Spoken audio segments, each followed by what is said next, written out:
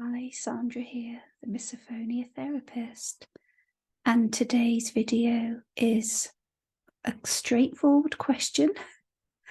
Did my crappy childhood cause my misophonia?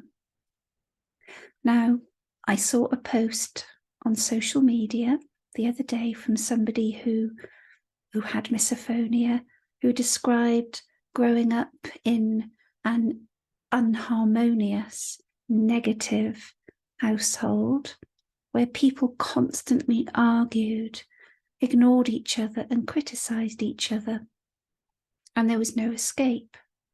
She speculated that it was no wonder she grew up to be so sensitive, and just wondered whether her misophonia might have developed because of this, because of her experience. And it got me thinking, especially since so many people replied to her post agreeing with her. They had had similar experiences with the common theme of exposure to challenges in their environments whilst growing up, where there was no escape, no privacy, or sense of personal safety. And I do see this with my own clients too. So can a dysfunctional family life, crappy childhood, cause misophonia? And I want to make it very clear at this stage that many people with misophonia have had happy childhoods. Experiencing trauma in childhood is not a prerequisite, and it does open up the whole nature-nurture debate. However, it appears certainly that for some people, experiencing stress in childhood can create the ideal brain chemistry for conditions like misophonia to develop and thrive. And there's a very strong link to survival. So let's start off with a short explanation of how childhood trauma affects the brain and the nervous system. So when we experience something traumatic or stressful at a young age, our brains do weird things to protect us and can continue to do so as we grow up. We may not even remember the events, but we will certainly remember how we felt. There's a part of the brain that still believes that we are not safe. It's called the amygdala, and it communicates with the emotional memory bank all the time through a process known as pattern matching.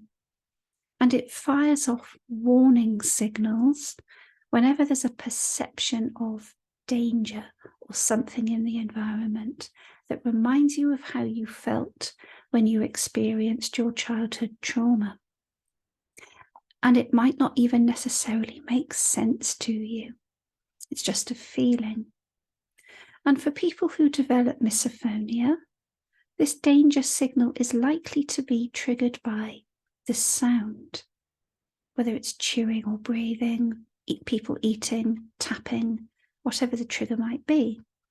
So the sound itself does not necessarily have anything to do with the trauma or the conditions that were stressful. It's just that fear needs a focus. And if during the stressful or traumatic experience in childhood, the person experienced a loss of control or a sense of helplessness or powerlessness, then it's little wonder that their amygdala continues to feel a strong urge to protect them. Now, childhood stress or trauma which is unprocessed can increase the risk of misophonia developing in some people because of this heightened sense of hypervigilance and sensitivity. Now, cause and effect hasn't been determined, of course. We are still unclear about exactly why misophonia develops, but it does appear to show up in some people who have had trauma in their past. And I just want to repeat at this stage, it does not mean that if you have misophonia, then you must surely have had some past trauma. Or if you're a parent with a child with misophonia, that somehow you are responsible for it. That is really not what I'm saying. But for those sufferers who have had stress or trauma in their lives, getting help with processing the trauma could have an impact on misophonia symptoms. And I hope this has been helpful. Please do subscribe or follow me. And as ever, send me a direct message if you want more information or to see if I could help you personally. Bye for now.